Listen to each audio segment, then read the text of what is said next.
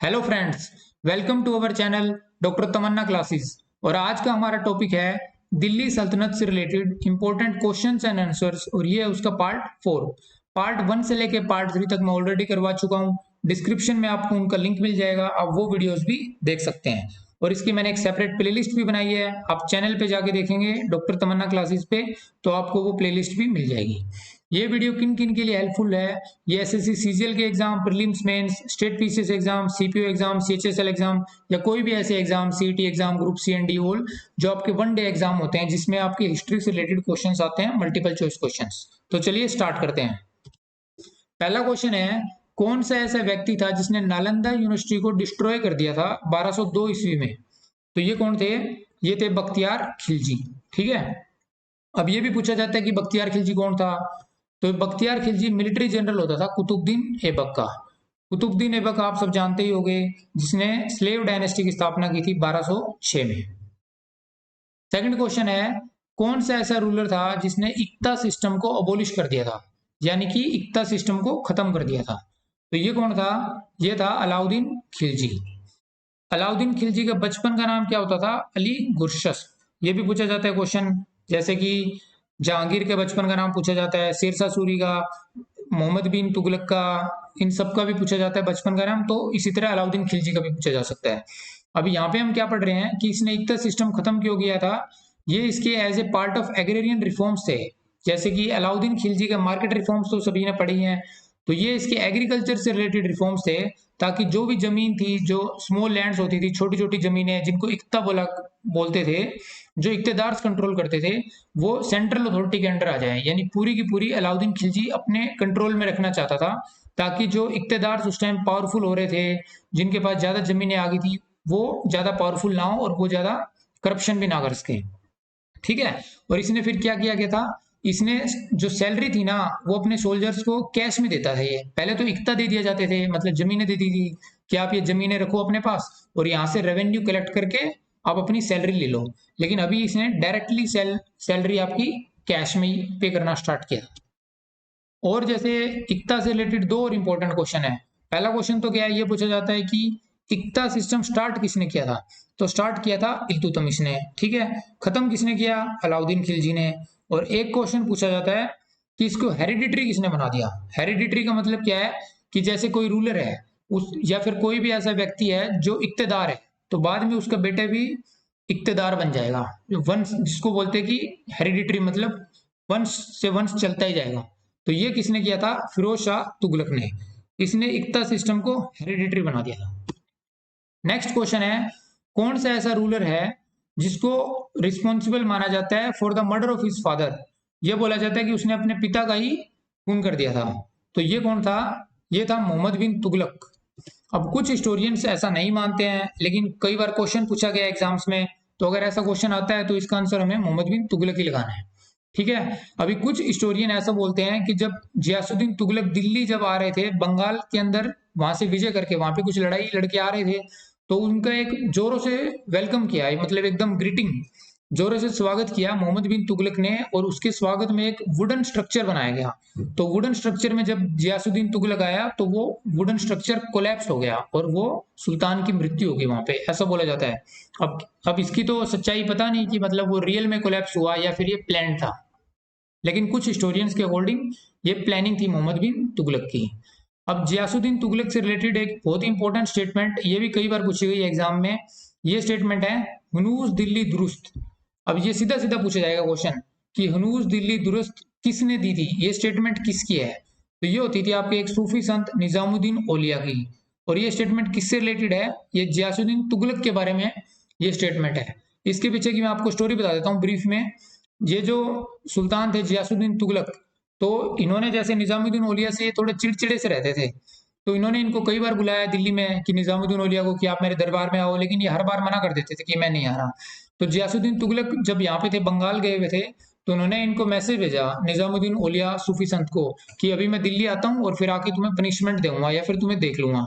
तो फिर उस टाइम इन्होंने निजामुद्दीन औलिया ने ये स्टेटमेंट दी थी कि हुनूस दिल्ली दुरुस्त। इसका मतलब कि दिल्ली अभी बहुत दूर है। यानी कि निजामुद्दीन औलिया को पहले ही पता लग गया था अपनी जो भी इनकी शक्तियां थी कि सुल्तान की मृत्यु होने वाली है दिल्ली पहुंचने से पहले ही। तो ये एक स्टोरी है या फिर क्या पता ये सच्चाई भी है। नेक्स्ट क्वेश्चन है, कौन से रूलर ने गोल्ड कॉइन इंट्रोड्यूस किया था दिनार नाम का?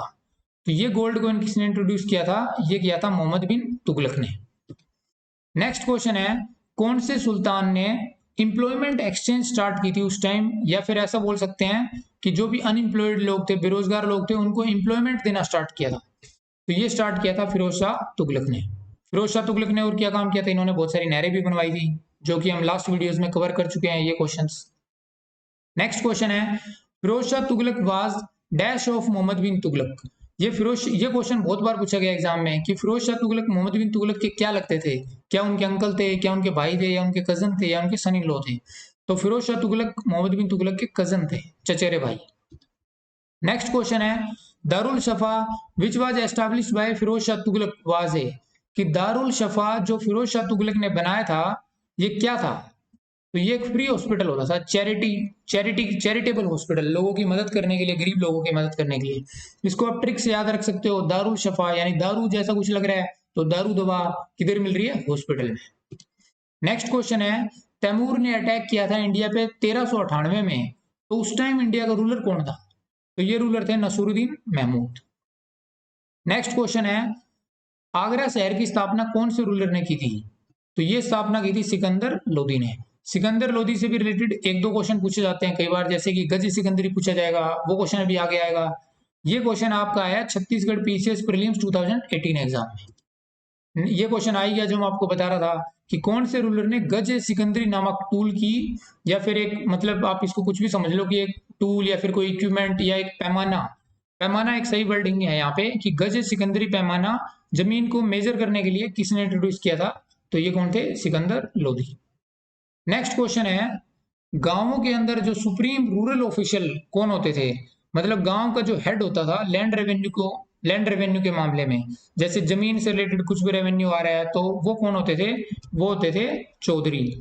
अब इसमें आप गलती मत कर देना, कभी इसका पटवारी लगा दो आप, पटवारी, कानून गो, ये सब भी गांव में पोस्ट होती थी, लेकिन सुप्रीम रूरल ऑफिशियल आपके चौधरी हैं। अभी भी आपने गाँव में देखा होगा, गाँव में होते हैं चौधरी साहब, ऐसे बोलते हैं। नेक्स्ट क्वेश्चन है, हदीस और हदीत ये क्या है? ये क्या होता था? क्या ये एक इस्लामिक लॉ होते थे, या सेटलमेंट लॉ होता था, या फिर मनसबदार होते थे, या कोई टैक्स होता था? तो ये क्या होते थे? ये आपके इस्लामिक लॉ होते थे। सीधा सपाट क्वेश्चन पूछा जाएगा वन लाइन में कि ये क्या है। ये भी आपका प्रीलिम्स में आया है, Chhattisgarh prelims 2014 exam state PCS में। नेक्स्ट क्वेश्चन है, कीर्ति स्तंभ कौन से रूलर ने आपका बनवाया था? या फिर ऐसे कि कीर्ति स्तंभ कौन से रूलर के टेन्योर में बनवाया गया? तो कीर्ति स्तंभ बनवाया राणा कुंभा जी ने। नेक्स्ट क्वेश्चन है, किताबुल हिंद ये बहुत ही पॉपुलर बुक है, ये किसने लिखी है? तो ये किसने लिखी है? अलबरूनी ने। नेक्स्ट क्वेश्चन है कि हिंदी खड़ी बोली जो आज भी बोली जाती है, इसका डेवलपमेंट के लिए कौन व्यक्ति रिस्पॉन्सिबल है, या फिर कौन सा व्यक्ति रिस्पॉन्सिबल है? तो इसका डेवलपमेंट के लिए अमीर खुसरो का नाम जाना जाता है कि इसी ने इसका आविष्कार किया था। अमीर खुसरो को और किस किस के लिए जाना जाता है? इसको जाना जाता है पर्शियन स्टाइल पोइट्री के लिए, जिसको सबक हिंदी बोलते हैं, या फिर हिंदुस्तानी स्टाइल। ये भी पूछा जाता है कई बार कि हिंदुस्तानी स्टाइल किसने आविष्कार किया था? अमीर खुसरो, कबीर, ऐसे आपको दो तीन ऑप्शन मिल जाएंगे। तो ये भी कौन है? अमीर खुसरो। और अमीर खुसरो आपके पोइट भी थे, हिस्टोरियन भी थे, म्यूजिशियन भी थे। ठीक है, इन्होंने सितार का भी आविष्कार किया है, तबले का भी आविष्कार भी इन्होंने किया है, और तोता हिंद भी अमीर खुसरो को बोला जाता है।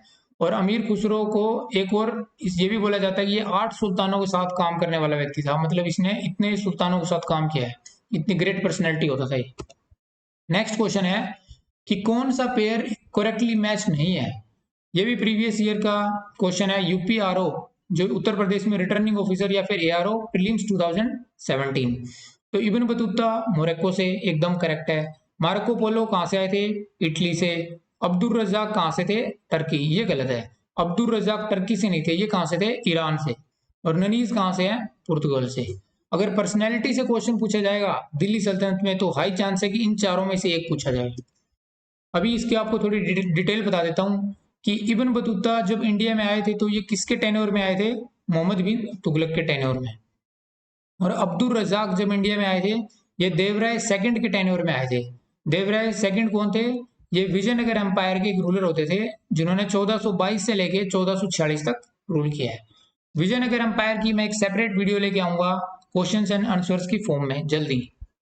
तो इसी के साथ ये वीडियो समाप्त करते हैं। Thanks for watching. Please subscribe for such more videos. और नेक्स्ट वीडियो या तो मैं विजयनगर एम्पायर पे लेके आऊंगा या फिर मुगल एम्पायर से रिलेटेड क्वेश्चंस पर। Till then stay healthy, stay fit. Thank you.